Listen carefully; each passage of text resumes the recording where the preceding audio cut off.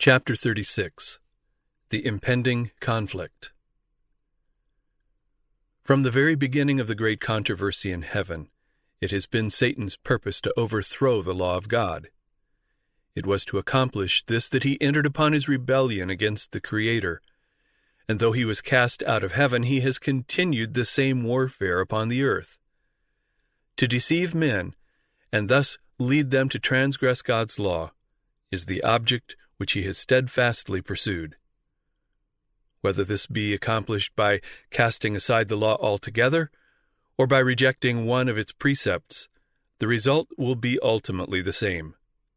He that offends in one point manifests contempt for the whole law. His influence and example are on the side of transgression, and he becomes guilty of all. James 2, verse 10. In seeking to cast contempt upon the divine statutes, Satan has perverted the doctrines of the Bible, and errors have thus become incorporated into the faith of thousands who profess to believe the Scriptures. The last great conflict between truth and error is but the final struggle of the long-standing controversy concerning the law of God. Upon this battle we are now entering, a battle between the laws of men and the precepts of Jehovah, between the religion of the Bible and the religion of fable and tradition. The agencies which unite against truth and righteousness in this contest are now actively at work.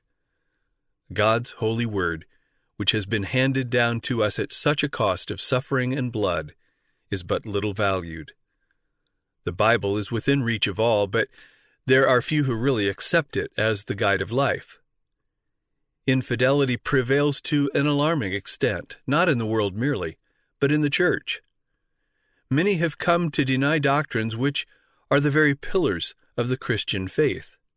The great facts of creation as presented by the inspired writers, the fall of man, the atonement, and the perpetuity of the law of God are practically rejected, either wholly or in part, by a large share of the professedly Christian world. Thousands who pride themselves upon their wisdom and independence regard it as an evidence of weakness to place implicit confidence in the Bible. They think it a proof of superior talent and learning to cavil at the Scriptures and to spiritualize and explain away their most important truths.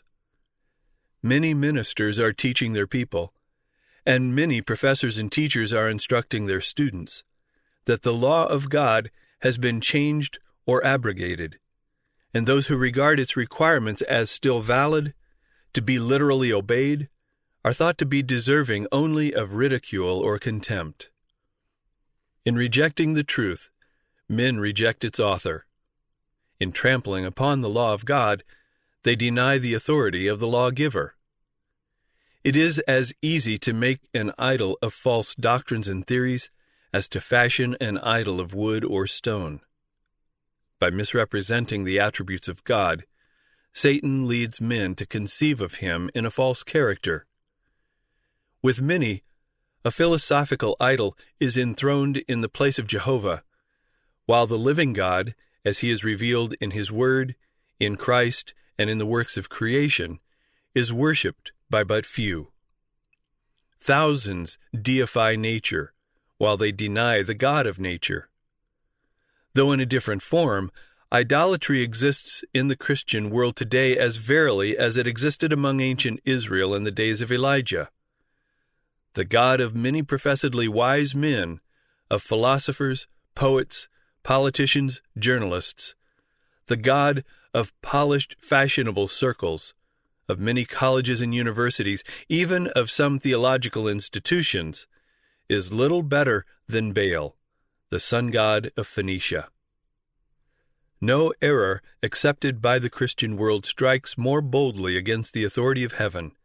None is more directly opposed to the dictates of reason. None is more pernicious in its results than the modern doctrine so rapidly gaining ground that God's law is no longer binding upon men. Every nation has its laws, which command respect and obedience. no government could exist without them. And can it be conceived that the Creator of the heavens and the earth has no law to govern the beings he has made? Suppose that prominent ministers were publicly to teach that the statutes which govern their land and protect the rights of its citizens were not obligatory, that they restricted the liberties of the people and therefore ought not to be obeyed. How long would such men be tolerated in the pulpit? But is it a graver offense to disregard the laws of states and nations than to trample upon those divine precepts which are the foundation of all government? It would be far more consistent for nations to abolish their statutes and permit the people to do as they please than for the ruler of the universe to annul his law and leave the world without a standard to condemn the guilty or justify the obedient. Would we know the result of making void the law of God? The experiment has been tried. Terrible were the scenes enacted in France when atheism became the controlling power. It was then demonstrated to the world that to throw off the restraints which God has imposed is to accept the rule of the cruelest of tyrants. When the standard of righteousness is set aside, the way is open for the prince of evil to establish his power in the earth. Wherever the divine precepts are rejected, sin ceases to appear sinful, or righteousness desirable. Those who refuse to submit to the government of God are wholly unfitted to govern themselves. Through their pernicious teachings, the spirit of insubordination is implanted in the hearts of children and youth, who are naturally impatient of control, and a lawless, licentious state of society results. While scoffing at the credulity of those who obey the requirements of God, the multitudes eagerly accept the delusions of Satan. They give the rein to lust and practice the sins of which have called down judgments upon the heathen. Those who teach the people to regard lightly the commandments of God sow disobedience to reap disobedience. Let the restraint imposed by the divine law be wholly cast aside, and human laws would soon be disregarded. Because God forbids dishonest practices, coveting, lying, and defrauding, men are ready to trample upon his statutes as a hindrance to their worldly prosperity. But the results of banishing these precepts would be such as they do not anticipate. If the law were not binding, why should any fear to transgress? Property would no longer be safe. Men would obtain their neighbors' possessions by violence, and the strongest would become richest. Life itself would not be respected. The marriage vow would no longer stand as a sacred bulwark to protect the family. He who had the power would, if he desired, take his neighbor's wife by violence. The fifth commandment would be set aside with the fourth. Children would not shrink from taking the life of their parents if, by so doing, they could obtain the desire of their corrupt hearts. The civilized world would become a horde of robbers and assassins, and peace, rest, and happiness would be banished from the earth.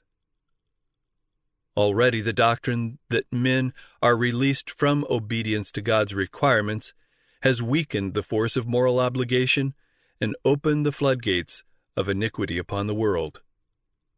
Lawlessness, dissipation, and corruption are sweeping in upon us like an overwhelming tide.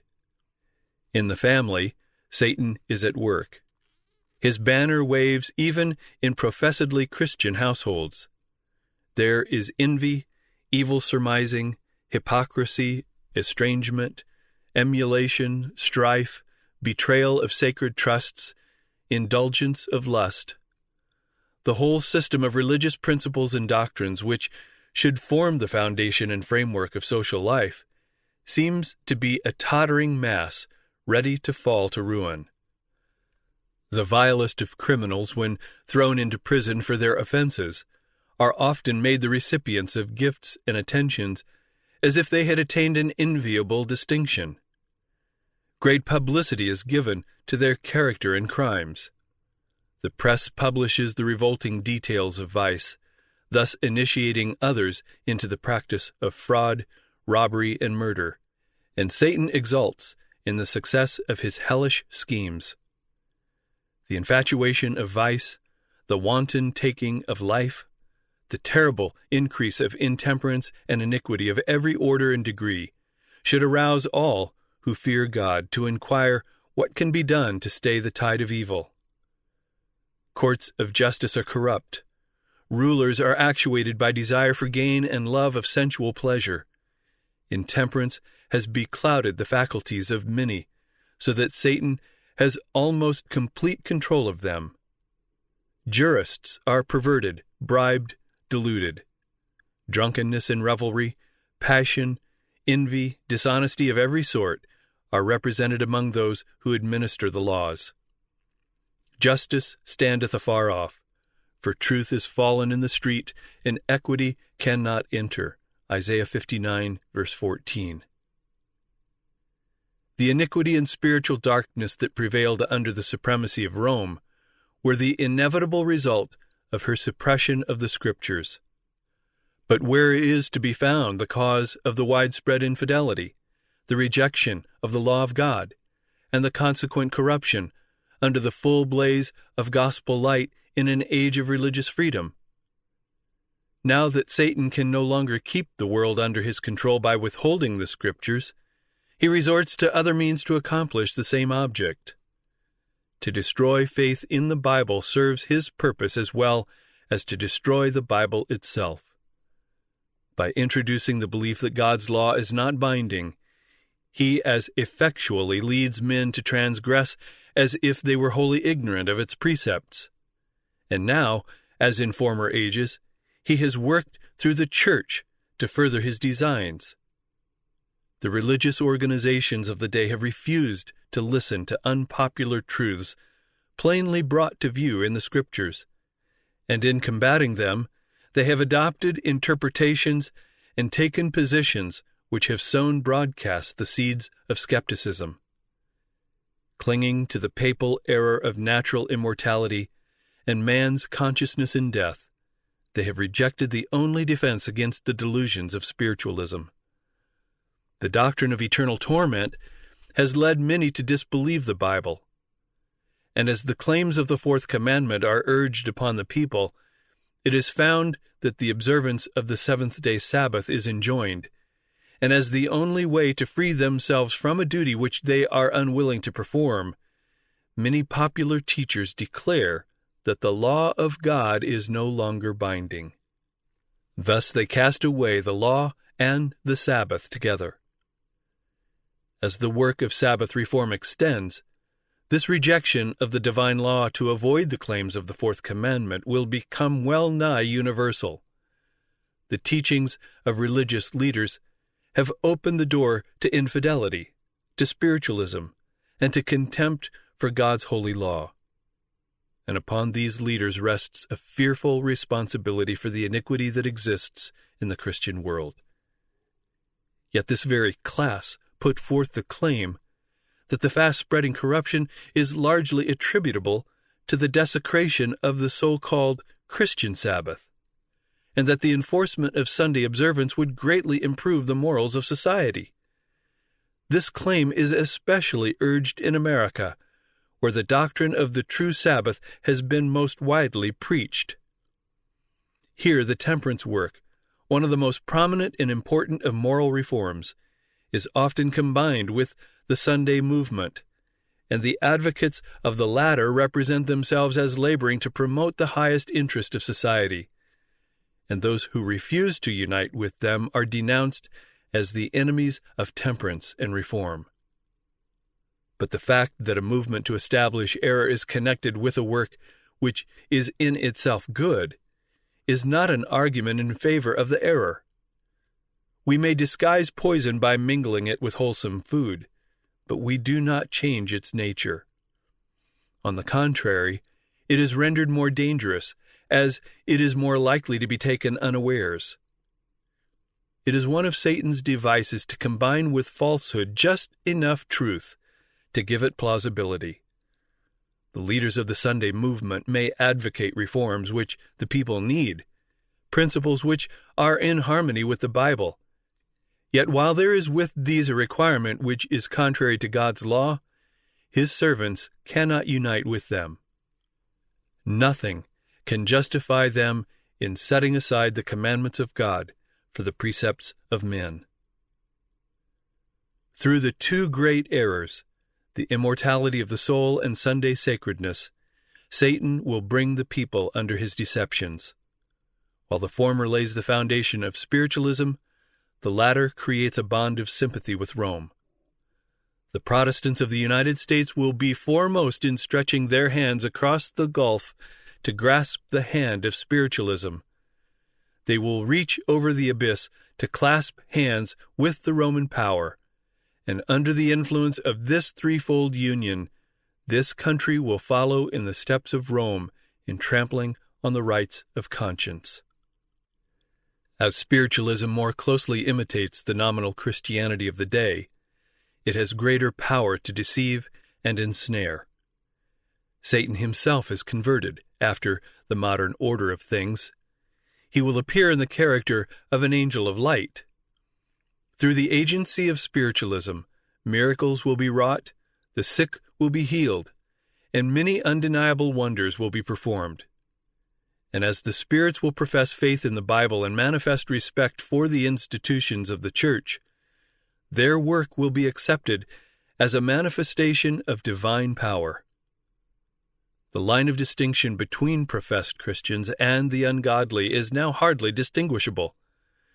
Church members love what the world loves and are ready to join with them, and Satan determines to unite them in one body and thus strengthen his cause by sweeping all into the ranks of spiritualism. Papists who boast of miracles as a certain sign of the true church will be readily deceived by this wonder-working power, and Protestants, having cast away the shield of truth, will also be deluded. Papists, Protestants, and worldlings will alike accept the form of godliness without the power, and they will see in this union a grand movement for the conversion of the world and the ushering in of the long-expected millennium. Through spiritualism, Satan appears as a benefactor of the race, healing the diseases of the people and professing to present a new and more exalted system of religious faith. But at the same time, he works as a destroyer. His temptations are leading multitudes to ruin. Intemperance dethrones reason. Sensual indulgence, strife, and bloodshed follow. Satan delights in war, for it excites the worst passions of the soul and then sweeps into eternity its victims steeped in vice and blood. It is his object to incite the nations to war against one another, for he can thus divert the minds of the people from the work of preparation to stand in the day of God. Satan works through the elements also to garner his harvest of unprepared souls. He has studied the secrets of the laboratories of nature, and he uses all his power to control the elements as far as God allows. When he was suffered to afflict Job, how quickly flocks and herds, servants, houses, children were swept away, one trouble succeeding another, as in a moment. It is God that shields his creatures and hedges them in from the power of the destroyer. But the Christian world have shown contempt for the law of Jehovah, and the Lord will do just what he has declared that he would. He will withdraw his blessings from the earth and remove his protecting care from those who are rebelling against his law and teaching and forcing others to do the same. Satan has control of all whom God does not especially guard. He will favor and prosper some in order to further his own designs, and he will bring trouble upon others and lead men to believe that it is God who is afflicting them. While appearing to the children of men as a great physician who can heal all their maladies, he will bring disease and disaster until populous cities are reduced to ruin and desolation. Even now he is at work, in accidents and calamities by sea and by land, in great conflagrations, in fierce tornadoes and terrific hailstorms, in tempests, floods, cyclones, tidal waves and earthquakes. In every place and in 1,000 forms, Satan is exercising his power. He sweeps away the ripening harvest, and famine and distress follow. He imparts to the air a deadly taint, and thousands perish by the pestilence. These visitations are to become more and more frequent and disastrous. Destruction will be upon both man and beast. The earth mourneth and fadeth away. The haughty people do languish. The earth also is defiled under the inhabitants thereof, because they have transgressed the laws, changed the ordinance, broken the everlasting covenant. Isaiah 24, verses 4 and 5. And then the great deceiver will persuade men that those who serve God are causing these evils. The class that have provoked the displeasure of heaven will charge all their troubles upon those whose obedience to God's commandments is a perpetual reproof to transgressors. It will be declared that men are offending God by the violation of the Sunday Sabbath, that this sin has brought calamities which will not cease until Sunday observance shall be strictly enforced, and that those who present the claims of the fourth commandment, thus destroying reverence for Sunday, are troublers of the people, preventing their restoration to divine favor and temporal prosperity. Thus the accusation urged of old against the servant of God will be repeated, and upon grounds equally well established. And it came to pass, when Ahab saw Elijah, that Ahab said unto him, Art thou he that troubleth Israel? And he answered, I have not troubled Israel, but thou, and thy father's house, in that you have forsaken the commandments of the Lord, and thou hast followed Balaam. 1 Kings 18, verses 17 and 18. As the wrath of the people shall be excited by false charges, they will pursue a course toward God's ambassadors, very similar to that which apostate Israel pursued toward Elijah. The miracle-working power manifested through spiritualism will exert its influence against those who choose to obey God rather than men. Communications from the spirits will declare that God has sent them to convince the rejectors of Sunday of their error, affirming that the laws of the land should be obeyed as the law of God. They will lament the great wickedness in the world and second the testimony of religious teachers that the degraded state of morals is caused by the desecration of Sunday. Great will be the indignation excited against all who refuse to accept their testimony. Satan's policy in this final conflict with God's people is the same that he employed in the opening of the great controversy in heaven. He professed to be seeking to promote the stability of the divine government, while secretly bending every effort to secure its overthrow. And the very work which he was thus endeavoring to accomplish, he charged upon the loyal angels. The same policy of deception has marked the history of the Roman Church. It has professed to act as the vicegerent of heaven, while seeking to exalt itself above God and to change his law. Under the rule of Rome, those who suffered death for their fidelity to the gospel were denounced as evildoers. They were declared to be in league with Satan, and every possible means was employed to cover them with reproach, to cause them to appear in the eyes of the people and even to themselves as the vilest of criminals. So it will be now. While Satan seeks to destroy those who honor God's law, he will cause them to be accused as lawbreakers, as men who are dishonoring God and bringing judgments upon the world. God never forces the will or the conscience, but Satan's constant resort to gain control of those whom he cannot otherwise seduce is compulsion by cruelty. Through fear or force, he endeavors to rule the conscience and to secure homage to himself. To accomplish this, He works through both religious and secular authorities, moving them to the enforcement of human laws in defiance of the law of God. Those who honor the Bible Sabbath will be denounced as enemies of law and order, as breaking down the moral restraints of society, causing anarchy and corruption, and calling down the judgments of God upon the earth. Their conscientious scruples will be pronounced obstinacy, stubbornness, and contempt of authority.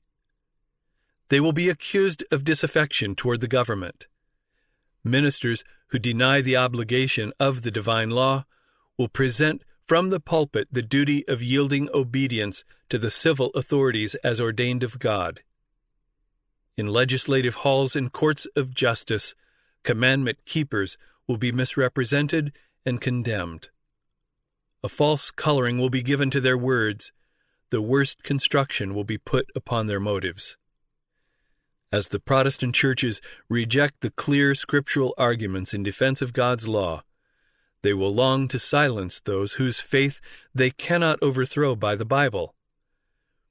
Though they blind their own eyes to the fact, they are now adopting a course which will lead to the persecution of those who conscientiously refuse to do what the rest of the Christian world are doing, and acknowledge the claims of the papal Sabbath. The dignitaries of church and state will unite to bribe, persuade, or compel all classes to honor the Sunday. The lack of divine authority will be supplied by oppressive enactments. Political corruption is destroying love of justice and regard for truth, and even in free America, rulers and legislators, in order to secure public favor, will yield to the popular demand for a law enforcing Sunday observance. Liberty of conscience, which has cost so great a sacrifice, will no longer be respected. In the soon coming conflict, we shall see exemplified the prophet's words, "The dragon was wroth with the woman, and went to make war with the remnant of her seed, which keep the commandments of God, and have the testimony of Jesus Christ." Revelation 12, verse 17.